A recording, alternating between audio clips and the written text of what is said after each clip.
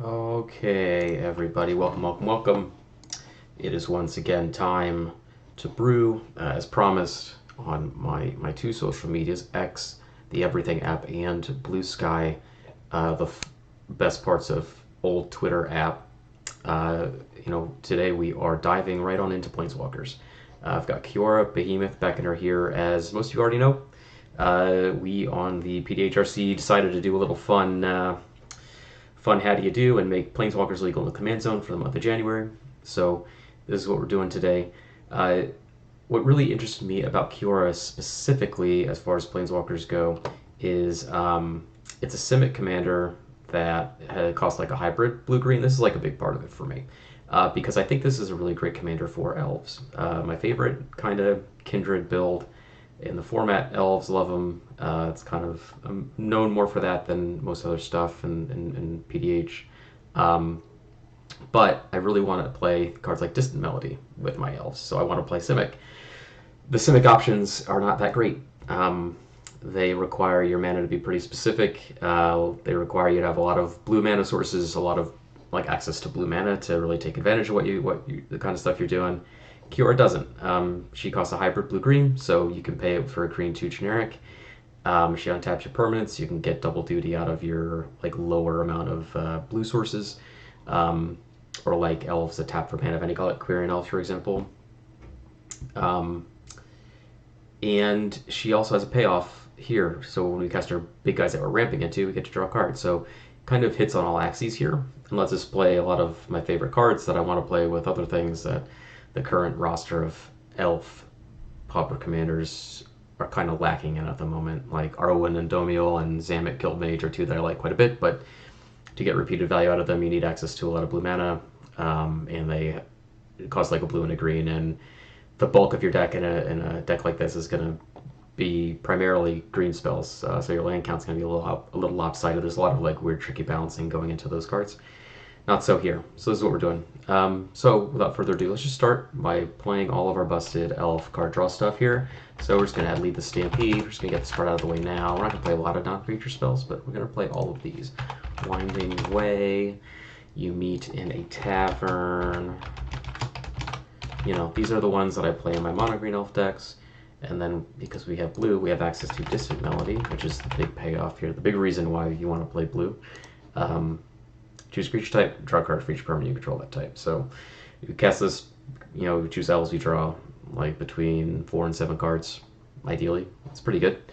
And then there's a couple other things that I like here. Shared Discovery is a great one.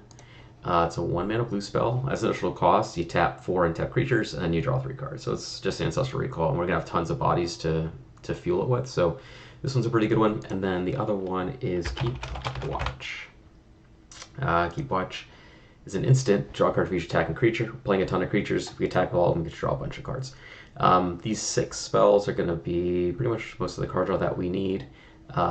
Obviously supplemented by Kiora here. So Kiora cantripping our big guys is going to kind of keep us some momentum going, but these are going to really let us refuel, which is kind of like a part of the equation as far as I'm concerned. There's one card that doesn't quite work. I'm going to mention it here. I'm going to add it, and then I'm going to delete it just so I can show it to y'all. It's called Ghastly Discovery. So this one is great in mono blue decks, or decks with high blue creature counts.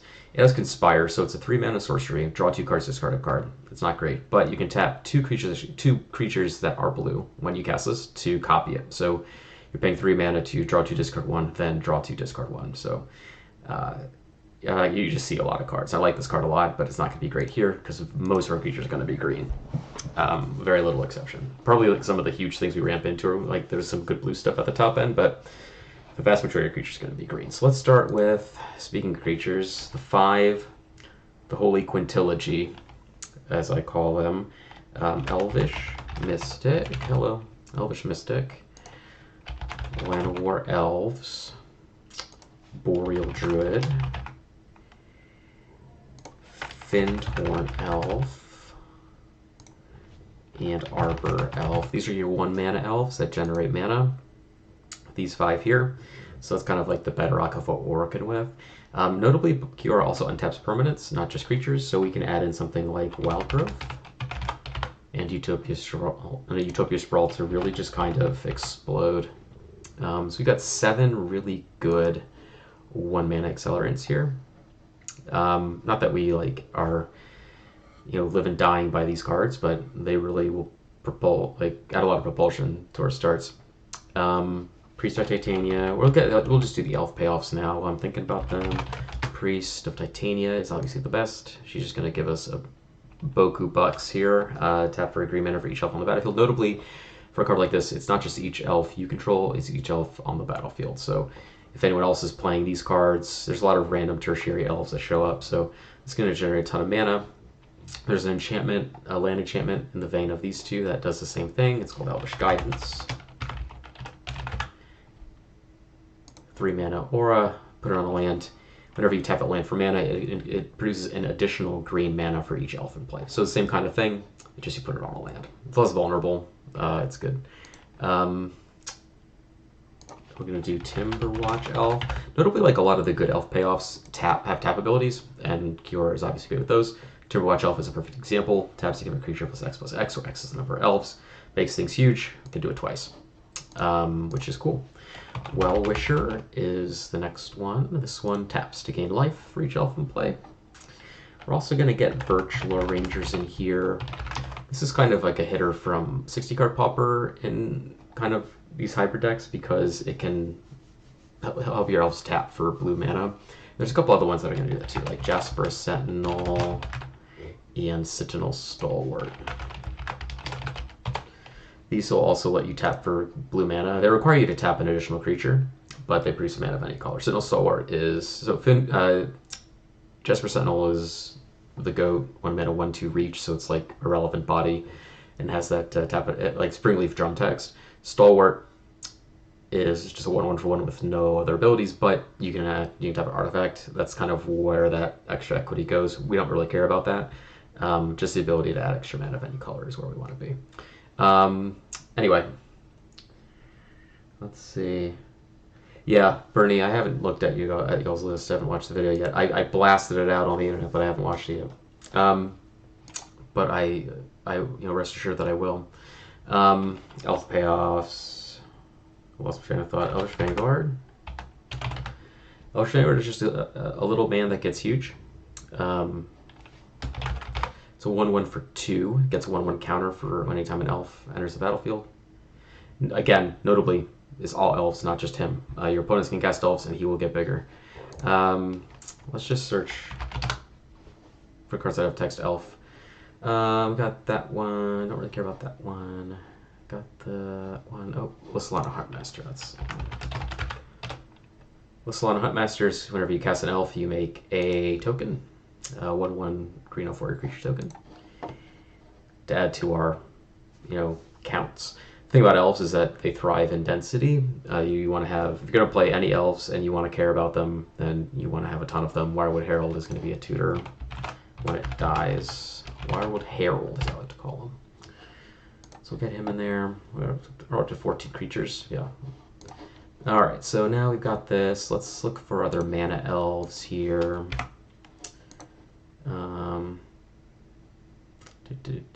Type elf. We're just going to sort by mana value. There aren't going to be like a ton that we're going to want because we already have like the big ones like Arbor Elf, Birch Lore, Boreal Druid, etc. Really just want things that provide like utility. Elvish Herder is a good one. Elvish Herder is a card that I think is starting to catch on a little bit more now that people are getting smarter out there. It's a 1/1 for 1, gives for a green mana, gives anything trample, which is sick. I'm not going to play Elvish Pioneer because our land count's going to be pretty low, so these cards are not going to be very reliable. Got Mystic, Essence Warden is a good one. Again, just a 1 mana elf, gains us a ton of life. That extra survivability gives us room to like turn our creature sideways, not worry about blockers in important situations. Notably, like this is a bit different than the other elf decks I've built. We're not trying to like cram every single 1-drop that we can justify in a deck like this. We just want the ones that provide tangible benefit. Quirion Ranger is a great one. Quirion Ranger returns a forest to your hand to untap a creature. So again, just another way to enable all your mana stuff. This kind of foundation is how we're going to be generating tons of mana. And Kiora is just going to keep letting us do it and paying us off for ramping into the big stuff. Okay, we're going to start getting some cantrip stuff. Coiling Oracle. I mentioned before that I didn't like cards very much that required a green and a blue specifically because our blue mana is going to be a little more unreliable. It might get stranded in our hand longer than we might like, but this card is just too cool not to include.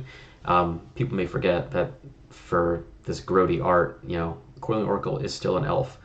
So when it enters, reveal the top card. If it's a land, it comes into play. Otherwise, it goes in your hand. So 2 mana draw cards is an Elvish Visionary, which we're gonna want in this deck. Oh, Devoted Druid is sick here. Devoted Druid. I don't really care about the 2 mana guys because again, Kiora can untap our lands too. So we're not like hurting for mana dorks to fuel her. Elvish Visionary. We want these little guys. Elvish Visionary is one of my favorite cards of all time, so we're going to play it.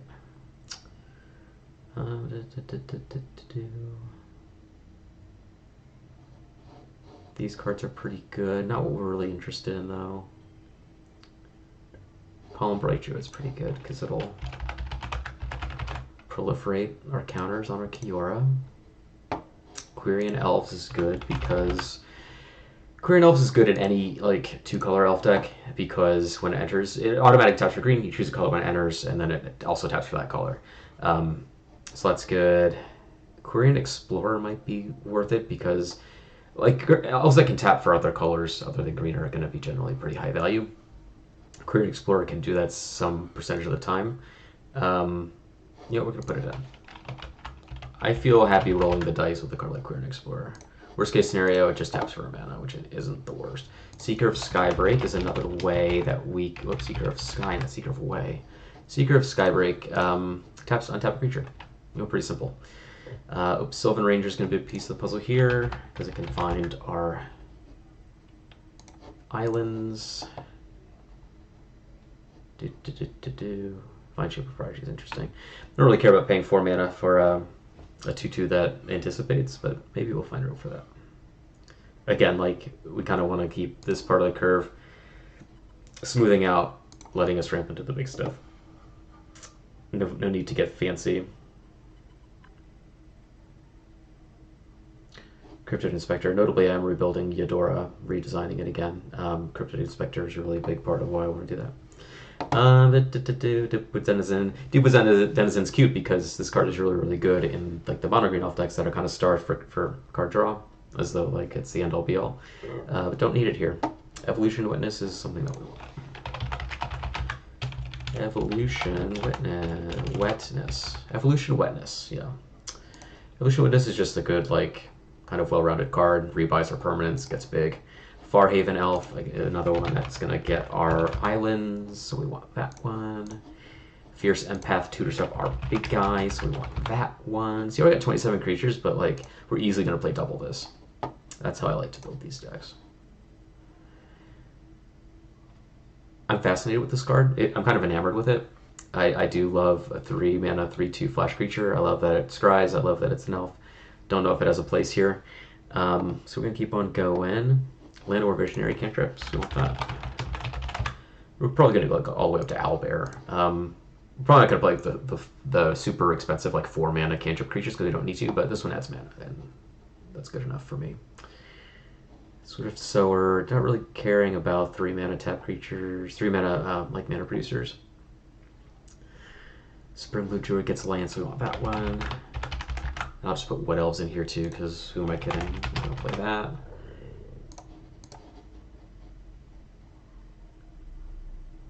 Winter Electron, I like. It bounces a thing. It's pretty cool.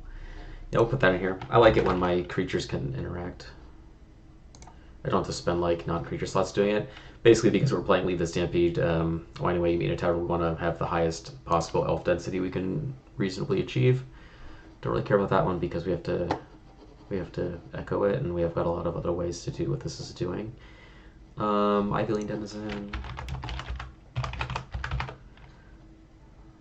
That one. Yeah, Dragon Visionary, don't really need that. Don't really need Invokers because we're going to be making big Big fat man. I do like invokers though. Yeah, I don't really care about a lot of this stuff at like this mana value. We'll play Nathlete. Like the lure creatures are always good, and taunting elf. These things let us kind of close out the game with our weenies. All right, undercover crocodile we'll play too. That card is sick. I'm always looking for excuses to play undercover crocodile. I love this card. I think it's really cool. It just kind of doesn't have a lot of homes. It's just a 5/5. Whenever it deals combat damage, you investigate, disguises. So we can like very easily disguise it in this deck, and then it flips up for I think hybrid mana, so we can flip it up pretty easy too. We are not like beholden to having blue and green sources. Let me just put like 26 forests in here just as a placeholder for lands. I think 26 lands is where we're going to start. Add one. No, we'll add more. 24. Oh, and unlock us off. 24. Okay, so we're at 72 cards. All right, the rest of these are pretty much going to be fatties. Maybe I'll play Ram Through, because that'll help us kill a person. Oh, you know what we'll do is also play the pump spells, my favorites, where I would pride Might of the Masses, Aspect of Hydra, Chorus of Might. All right, and then we're gonna play what, 23 threats. That seems good to me. Okay. So let's just hello. We're just gonna go back here. We're probably gonna end up playing a lot of land cyclers, but let's see if we're creatures. Creatures, singular. Add common. Yep. All right. There's a couple that are not land cyclers that we want, like probably like Spine Megalodon is a good example of one that it's not a land cycler but is totally awesome. Descending mana value. Let's start at the top. Ooh, a Rust Goliath. Yeah, that's tempting. We're gonna play that. Rust Goliath. Not Depth Charge. Like Trample is something that's gonna be really important. Obviously we have Elder Herder to give it, but we can't rely on that every game. Devastator. Just all the hits, you know. Crusher Rhinoceros would be sweet. Maelstrom Colossus, we don't need. We're not starved for card draw, so like again, like this is a card that I would put in most conventional lists as like a good thing to ramp into. I don't think we need it here. There's better things we can do. Ulamog's Crusher is one of them.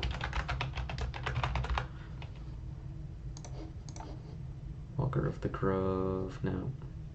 I know what Althasar, on the other hand, I will play. It cascades, but also has Reach and Trample. It's a green staple. Staple has to go in every green deck. I hereby decree. Dreadlin Orm has the benefit of being like a protection spell too. But also the thing about Dreadlin Orm is it has this text right here. I'm going to point at it. Dreadlin Orm can't be blocked by creatures with power 3 or less. So it's going to be unblockable on most boards. I guarantee you. And that is worth a lot. We're going to play same text here. Let's play Greater Sandworm 2. Let's do... No, I don't like... Maybe Goliath Sphinx. Maybe. I'm really tempted. I'm going to play Brine Fang. Again, like, land cyclers are great in these slots as things to ramp into because you can cash them in for lands. And that's a lot more valuable than you might think. Obviously, like a 7-mana 6/7 with Ward 3 is a great thing to have. Searching up your maybe like 6 islands or one of your 6 blue sources is also good. Bristleback I like a lot less. It comes with a token, but the token doesn't really matter very much.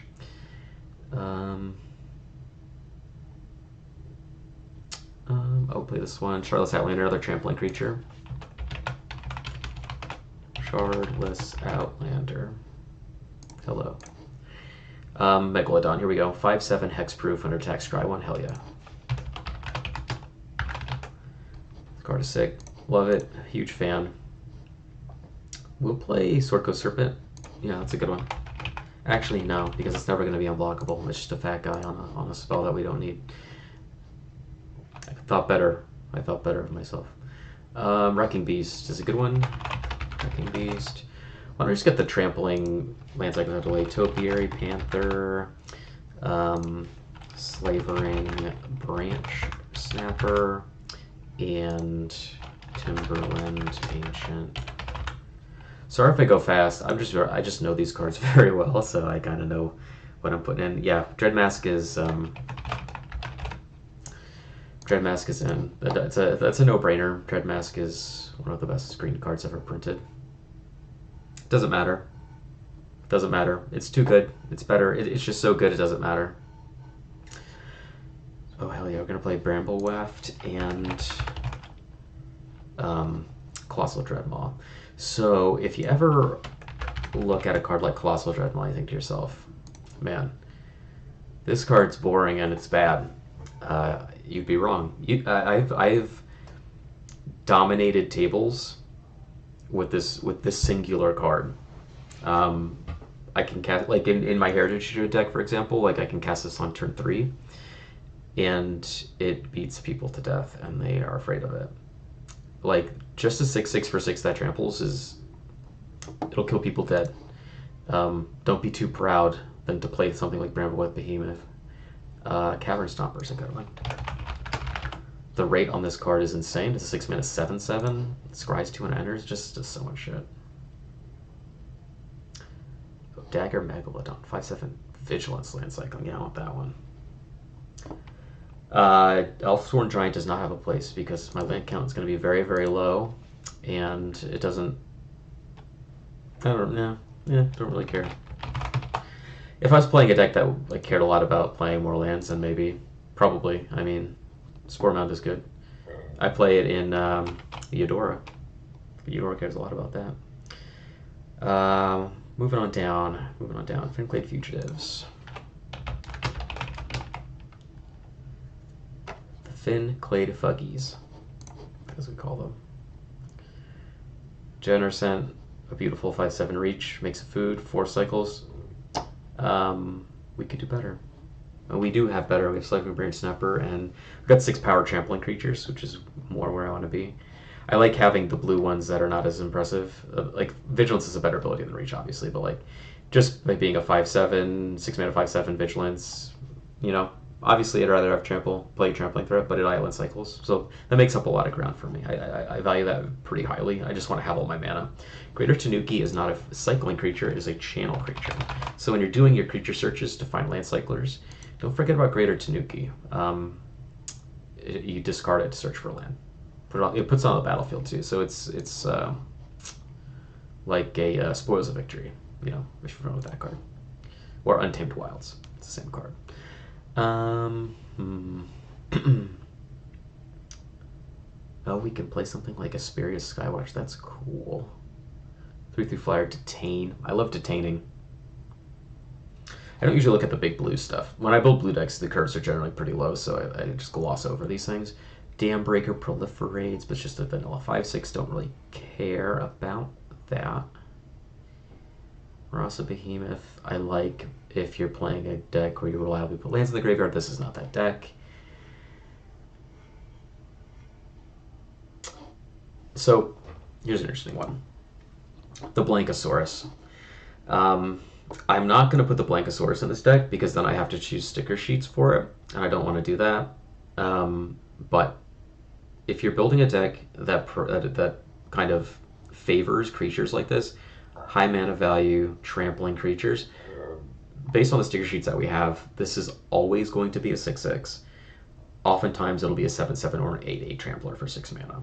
So as far as like rate goes, if you're willing to put in the work of getting the stickers, this is one of the higher rate creatures you have at this mana value. And I recommend playing it if your goal is to beat people to death with these sorts of creatures. Obviously, it doesn't read that powerful because it's a base 3/3, but you're putting like most of like you're like 90% to have like a sticker sheet that puts 4 counters on it. All right, looking for three more big creatures.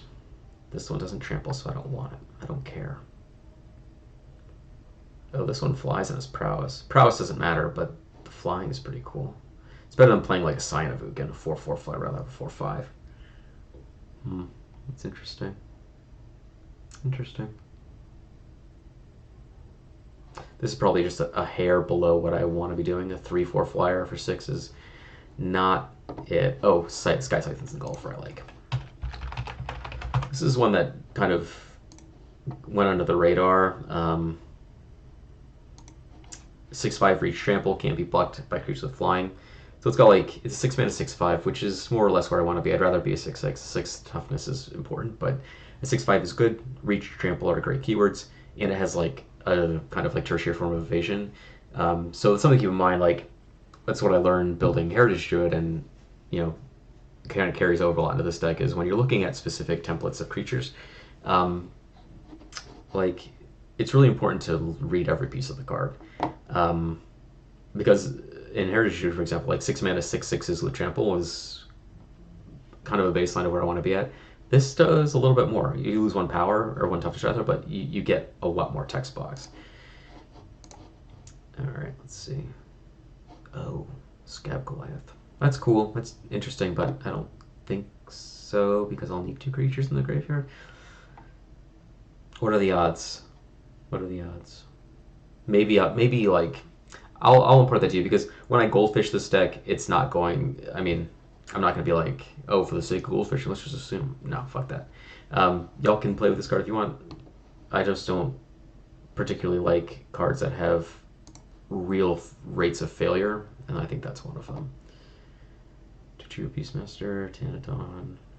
Thunderhead Squadron is interesting because Convoke is interesting. No, I don't think so. We'll play Tidal Terror. I like Tidal Terror. That one's going to be a block one most of the time. Yeah, we're playing a lot of cyclers.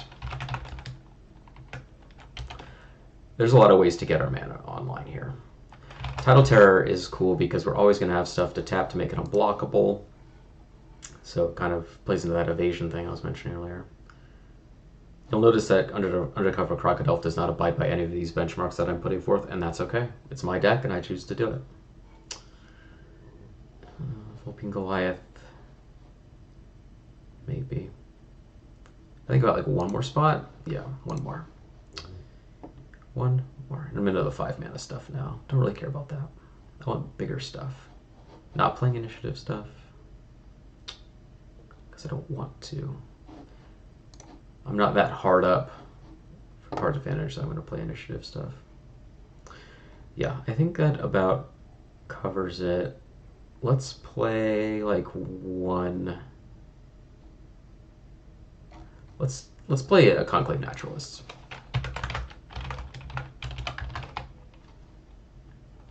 Concalve Naturalists, that's one. Alright, so I got 100. 58 creatures. That's where we want to be. I'd like to go up to, an ideal world would be at 60, but that's okay. 58 is good. We can have big hits off Lead the Stampede. You meet in a tavern, probably draw like 3 cards off of those on average, which is good. We've got 13 permanents in the value 6. So these are like our threats right here. So we've got a couple 5 drops. Don't really care about that. We've got 13, 20, 22, 23 like hardcore threats. It's not counting any of like the good elf stuff that we have, like Timberwatch Elf, or like Lissalon Huntmaster, like that stuff that generates value, or Colossal Dreadmask. Actually, Dreadmask is going to be included here. So that seems decent, and then we've got all of our sweet pump spells, and we've got our 1 ram through for a little bit of reach. Oh, hello, lagging a little bit. Provides a little bit of reach. It's a removal spell, but really I just want to use it to fireball somebody with a 6 power Trampler or something. You know, kill their 1 drop or kill their 1 toughness thing and dome them for 5. I like that. Got a lot of mana. Okay, let's look at our mana here. So we got 15%. So let's add in like 4 islands. Let's see what the percentages go to.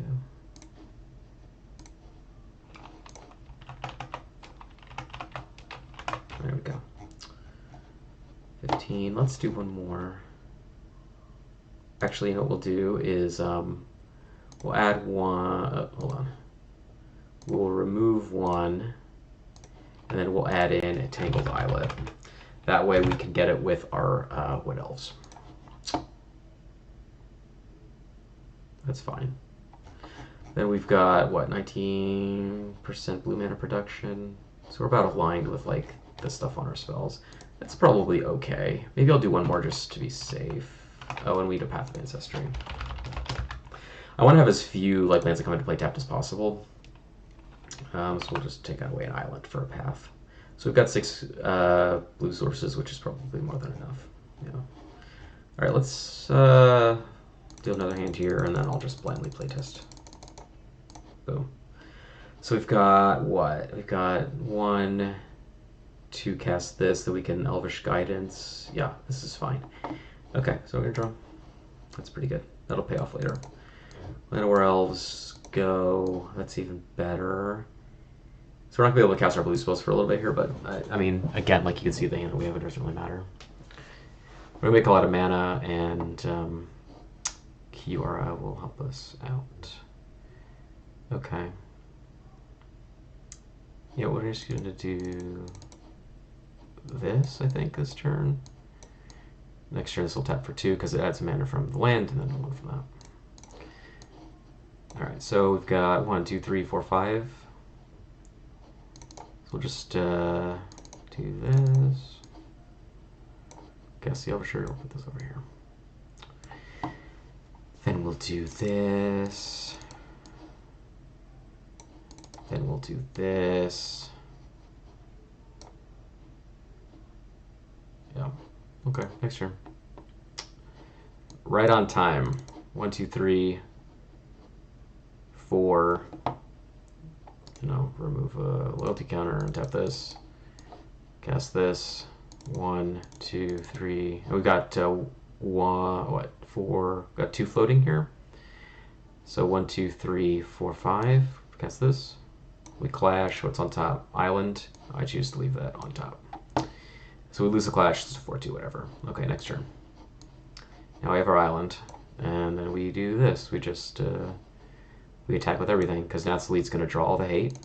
1, 2, 3. Doesn't matter if this does no damage. I don't care. Now get this. Not only can we just wrath their board with the Might of the Masses, right? We're going to 1, 2, 3, 4, 5. We're going to give this +5/+5. But we also get to do this and keep watching. We're going to draw 5 cards. And then we can cast this and go 1, 2, 3, 4, 5, 6, 7. We can just pump for 7 more. Isn't that nice? Isn't that nice? Look at all this gas we have. Now we've got 2 more threats, or 3 actually. Seeker to, you know, if we just add another mana dork, we've got a huge pump spell. Oh, we draw cards for these too. LOL. Yeah, I forgot about that. I'm not used to drawing cards when I play elf decks, so let's. Alright. This is better because we have a Sentinel Star that can make blue mana if we need to. And we've got some land cyclers, and we've got a Cascade creature. This hand is good. This hand is good. So let's start. We'll draw. 3 lands is good. Might cut a land, actually. Play something else. Alright, let's go to Stalwart. Great. Next turn. Dread Mask is sick. Gonna do this. Boom. Let's tap that for a mana. We'll tap that for a mana. We'll cash this in for an island. Where's my islands? There they are. Close and shuffle. Put that into our hand. Next turn, we'll play the island. We've got 1. We'll cast Kiora. We'll leave this untapped in case we want to block or whatever. And then next turn, we've got 5 mana. Yeah, Nat's Elite is it's a hitter, I'll tell you. So this is actually really interesting. So we can do this to add a. No, we don't need to do that yet. We'll do 1, 2, 3, cast Evolution Witness, and then we can adapt it to get this back. 1, 2, 3, 4, 5. Or you know what we'll do instead?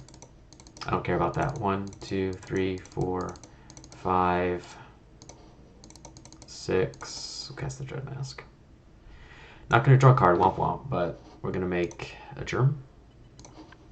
And now we have a Dread Mask. Okay. Turn 5. Let's put this over here. We'll play our elf so we get more mana. 1, 2, 3, 4, 5. You do another sixer.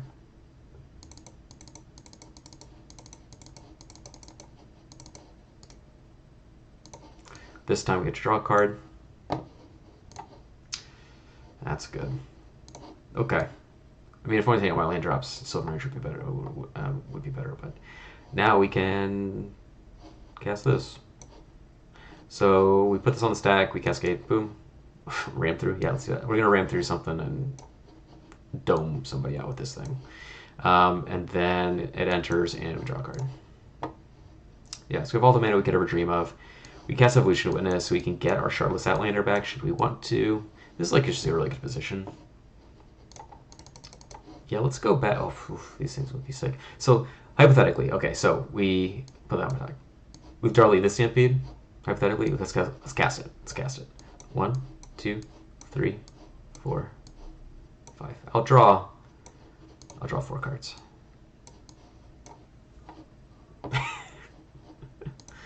All right, let's cut a land. And let's add in a big green thing.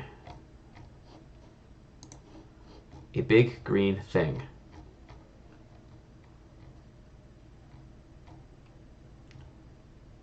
Thunder Tannodon is cool because you can cast it for 4. But I'd rather have something bigger. Bigger. Don't care about that. Export Colossus. Basically, the first thing that seems remotely reasonable I'll put in. None of these really appeal to me, though.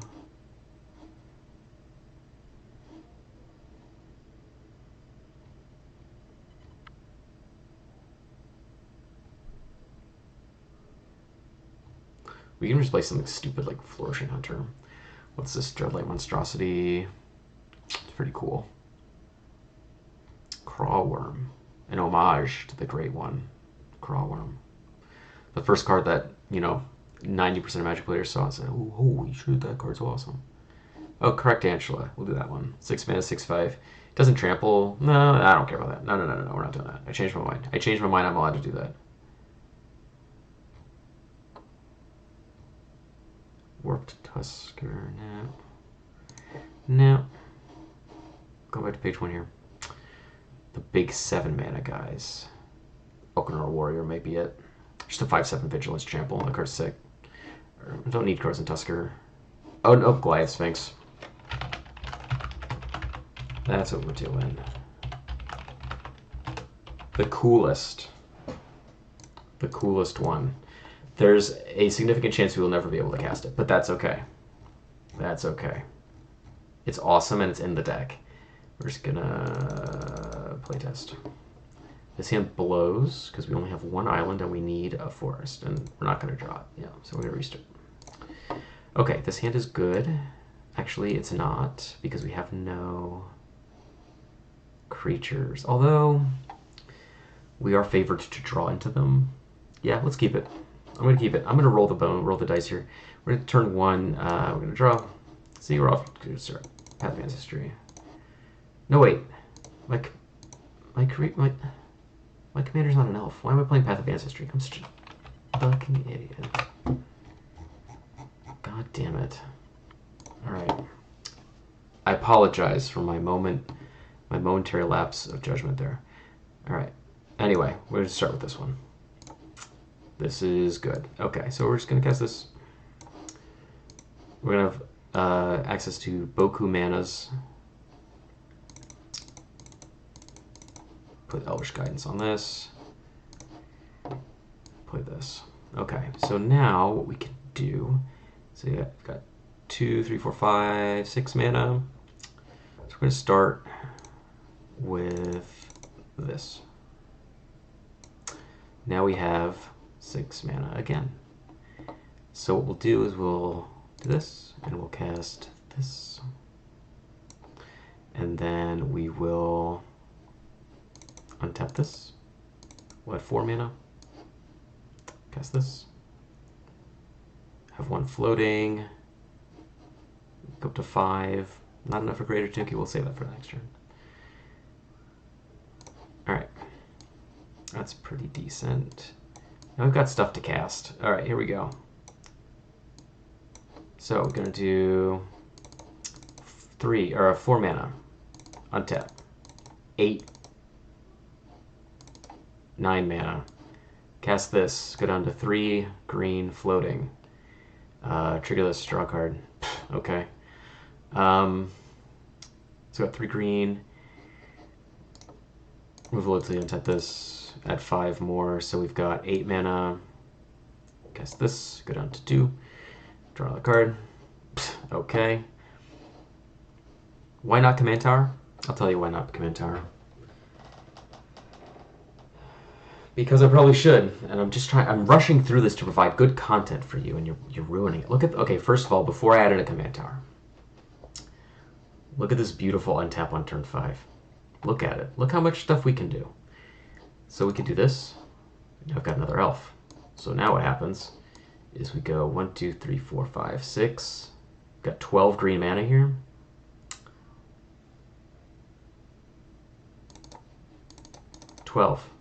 Use 6 for this. Draw a card. Tap this. I'll do that. Remove loyalty counter. Untap this. Tap this for the 2 green, 2 blue. You got 2 green floating. Draw a card. Yeah, this is fine. Gives another counter here. I don't really need Pollen Bright to it though. Let's replace that. Let's replace the Pollen Bright Druid with something else. Let's go back to the elves. Creature type elf. I'll add a Command Tower. I won't forget. Right now.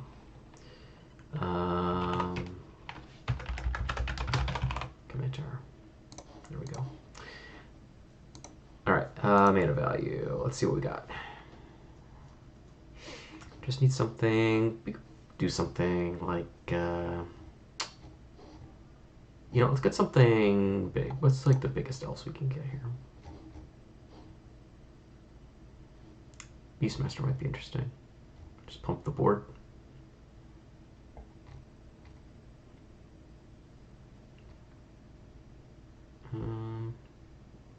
Yeah. I'm just so bad at. I'm so bad at looking for cards. We'll do.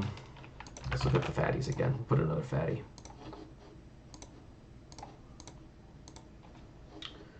Another fatty. Oh, Scorpion Egotist. There we go. A nice 8 mana 1/1. Doesn't that sound appealing?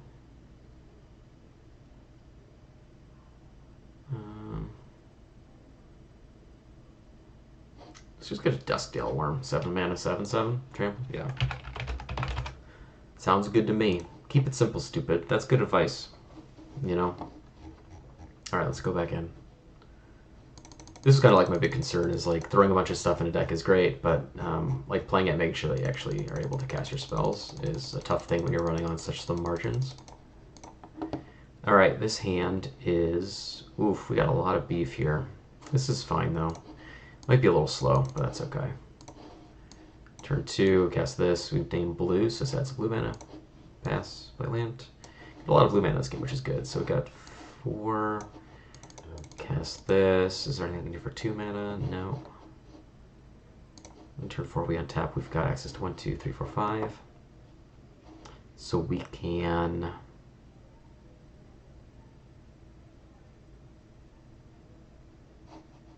Let's cast this. See if we can find a land. Nope. It's close. Yeah, this is not panning out so great. That's okay. Everyone else at the table is probably playing so dirtily shit as well, so, you know, it's okay. We're not lagging too far behind. Now we've got this. So now we've got 3 mana creatures, which is great. We've got access to 4, got access to 5. Let's just cast this. Let's get this guy online. Alright. Now what we can do is we can do pay 7, cast this. 4, 5, 6, 7. We got this guy. Now we can do an attack with this, and we can give it +4/+4 twice. That's pretty cool. Alright, so now we can tap again. And let's just do it. Let's give this +4/+4. So we got 12, 11, and then we'll untap it. And we got 16, 15. We'll tap. Tap for 60. And then we've got 6 mana here. We'll cast this guy. I'm going to draw cards too off those. Draw 3. Okay. It's pretty good. Okay. That hand wasn't great. Instead of like doing that, I'm just going to go do the easy way. Do another hand. I just look. Oh, you know what we should do? Actually, I'm thinking about it. Is we need to change some printings. There's not a good one that can replace this in February. Nothing. There's no Simic Elf commander that comes close to what this card can do. You can play things like Zamek Guildmage. You can play things like Arwen and Domio. Like these are fine cards, but the big problem is that you're not going to be able to play them very reasonably on curve, because if you're playing like a devoted elf deck, you're going to run into situations like this where 80% of your cards are green and your commander requires blue mana or some significant investment of blue mana. So you're really caught between a rock and a hard place. That's why I think mono green elves is the way to go if you're going to play an elf deck. I mean, you can play like slower, grindier elf decks, like in Golgari. You can even do it in Simic too, but the average card quality of your cards is lower, generally speaking. Like Sentinel Stalwart is not great. All these mana elves are not great. You're playing with a lot of cards that just don't match up very well on a battlefield. And it's hard to leverage those kinds of cards in a grindy game. Obviously, like you're ramping into stuff that's huge, which is like a big benefit.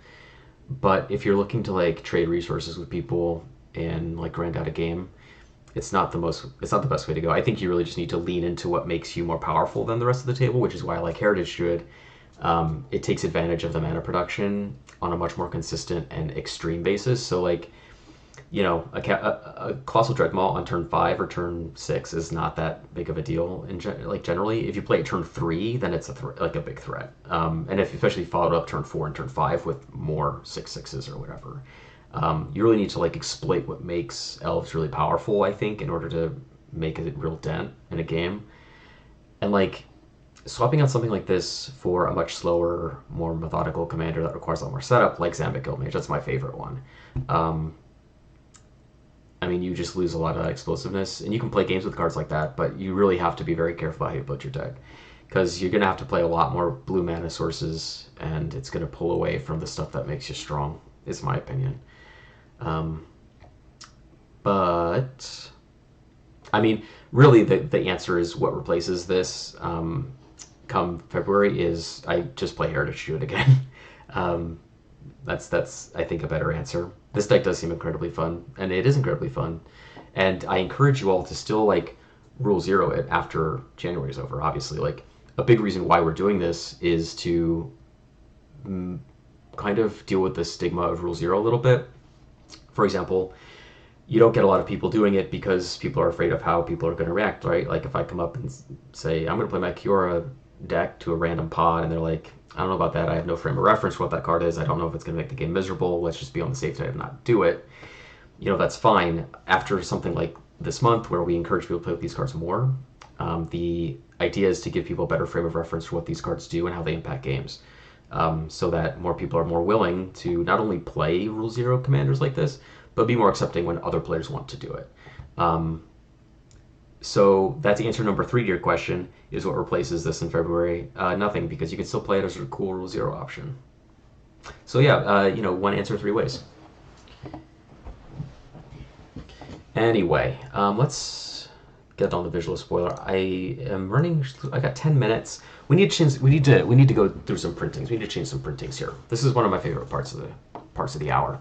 Now that we got like a deck that functions and it, like is super sick, we're just gonna play. I'm just gonna mess around a little bit. Arbor Elf. My favorite Arbor Elf is the one from the Wizards Play Network promo. It's got the rare stamp. It's got the shooting star.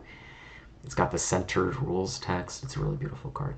Birchlore Rangers. There's a Salvat printing that we're going to use for that. For those of you who aren't familiar with Salvat, it's a EU only product. It's a bunch of like theme decks that were released with magazines and stuff like that. But the important thing to keep in mind is that they're all white bordered modern frame cards of cards that did not have a modern frame printing, like Birchlore Rangers. This was printed once in Onslaught, and this is the only printing. It's kind of weird because not only is it white bordered, but it's in a modern frame. I think these cards are fascinating, and I love to play them whenever I can. In my Heritage Druid deck, I have a ton of these. Let's see where else we have some good printing. And Corling Oracle has a ton. There is an RKF, Richard Kane Ferguson, Double Masters one that we're going to use here. I think it's really funny. It's kind of goofy, kind of cool. Richard Kane Ferguson is one of the goats of Magic art, so we're going to pay homage here. Colossal Dreadmaw recently got a really great white border printing, which we're going to do.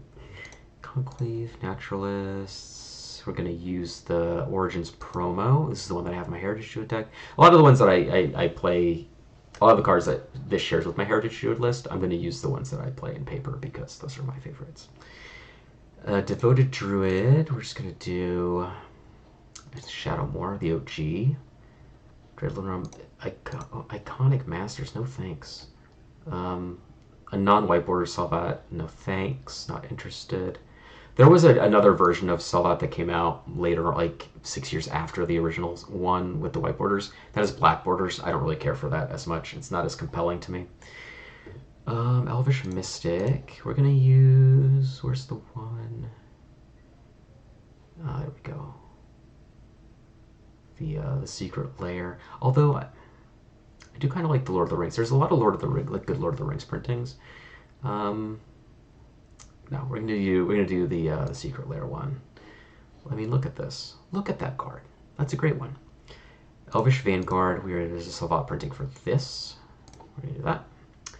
Elvish Visionary. I do like other decks where I've played Elvish Visionary. I've always used the Shards of Alara one. For this deck, I think we're going to do the Tales of Middle-earth Commander, because it's going to go along with Essence Warden. For those of you who don't know, Therese Nielsen, no turfs on Gruul turf, as it were, so we're swapping it over to the Tales of Middle-earth Commander, Essence Warden here. Farhaven Elf, we're going to, we're just going to keep it going.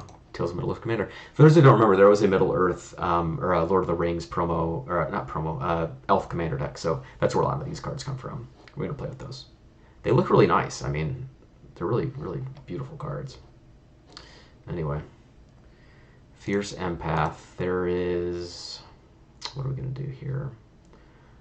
I do like the Commander 2011 printing, because it just puts, like, the OG into a modern frame, which is sometimes like a cool aesthetic. Let's just stick with the Scourge one for now. I think that's okay. Finclade, Fintorn Elves. Unfortunately, Finclade Fugitives does not have another printing. The Deckmasters one. This is the one again. I have I have a signed one. Alcadron signed my Fintorn Elves, my white border Deckmaster Fintorn Elves. This one. So Goliath Sphinx deserves no worse than the World Wake rare printing, for all of its glory, Let's see. These ones don't really matter. Tanuki, we're just going to stick with the Neon Dynasty. Ivy Lane, we're just going to do a Gate Crash. Jasper Sentinel. Kaldheim. Llanowar. Which Llanowar else do I use? I do like the Foundations one. I'm not a huge big deal. I'm not big on like the promos or anything. Oh, you know what I have in my deck is, where is it? This Japanese one, the 30th anniversary Japanese promo. That's the one that I have in paper. Llanowar Visionary has a cool, sweet, kind of like prize pack one with the inverted colors that I like. Solana, come on now. Come on now, Solana Master of Warwind, please. That's the lead. Seeker of Skybreak has a Salvat printing, which we'll use. I almost went to the Future Shifted one from the Mystery Booster 2, but I will not be fooled. Visions. Quirion Elves. We're going to do dual decks for Phyrexia's Coalition on that one. Priest of Titania. Unfortunately, I can't do my printing for Priest because the ones that I play, I have a play set of Chinese ones. Those are the ones that I play. Obviously, you can't set for language here.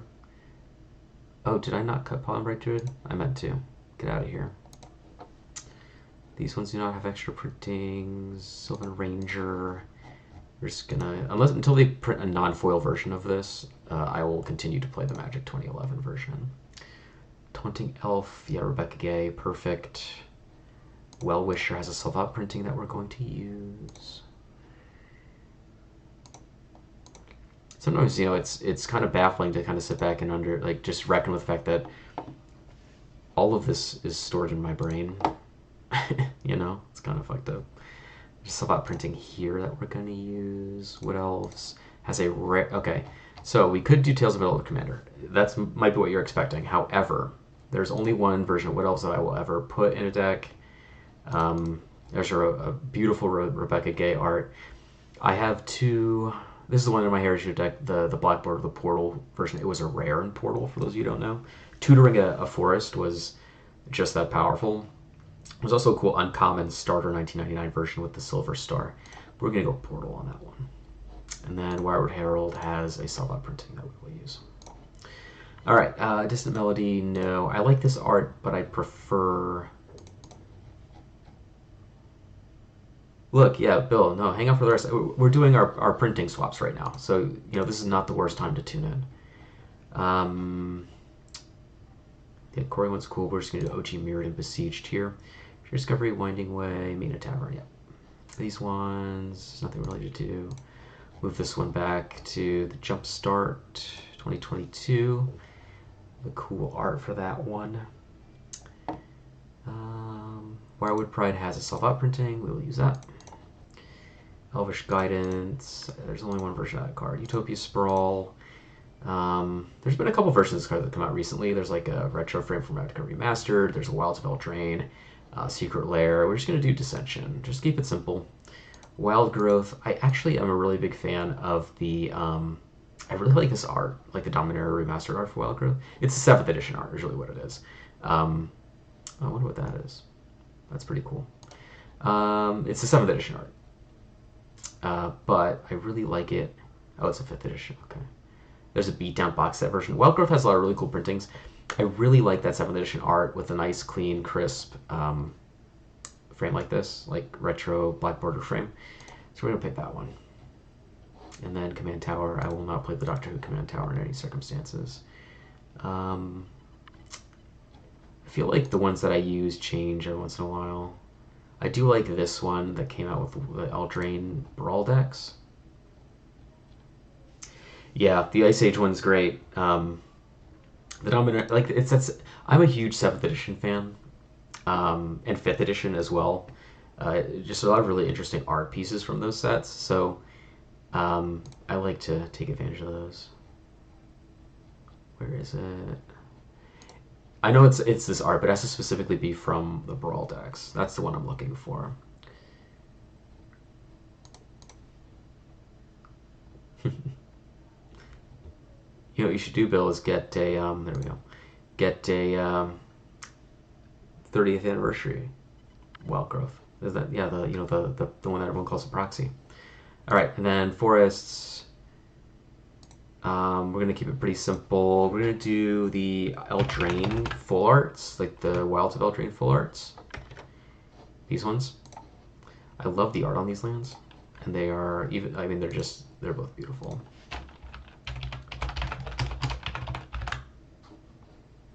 Yeah. I mean, look at these. These are some elfy looking arts, right? Tangled Islet, Dominaria United, please. Thank you very much. All right, that I think is going to do it at 7:58, so I'm going to start wrapping up.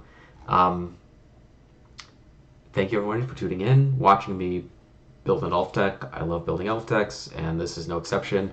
Let me echo something. Well, I'll echo it in a second. I will say I'm glad that it popped off in the playtest, because that's always fun to do, and I always love to demonstrate how powerful this archetype can be, because people don't really grok it until they see it in action. That's what the reaction I get with my Heritage Druid deck. People look at it on paper and it doesn't make a lot of sense, but then I play it in paper and it is a sight to behold. Anyway, you know, this is Kiora's awesome card. Does exactly what I wanted to do. Perfect elf commander. Like I said, this card will not be legal come February. Still play it as rule 0 option if this is something that you want to be doing. If this, I mean, that's long and the short of it. Like I said, this month's all about just kind of getting a better understanding and appreciation for what these cards do. So, you know, just file that away in your little memory banks. If you want to build this, go ahead, bring it to your play group. I don't foresee anyone having a problem with this. It just is a powerful thing, you know. It's cool, and it's fun to watch it. It's fun to watch it pop off too. Like it's really fun to cast Lead the Stampede and flip 5 creatures. That's one of the most fun things I've ever done in Magic. Yeah, I might. You know, I'm gonna sleeve. I'm probably gonna build a version of this or sleeve up a planeswalker deck. I'll bring it. I'll bring one to Chicago for sure. But that's all my time. You know, it's 8 o'clock, so I got to start wrapping it up here. Thank you all again for coming. Really appreciate you letting me share this with you. This is one of my favorite things to do. And next week we're gonna probably build something from Innistrad Remastered. Splinter Fight was spoiled the other day. It's a card that I think is really cool. So right now I'm kind of leaning towards that. We'll see what else comes out in the next week. But until then, have a wonderful evening, everybody. Bill, thanks for popping at the end. I appreciate it. Bernie, Slats, Caleb, you know, I really appreciate coming by to hang out and help me build the deck. Until next time.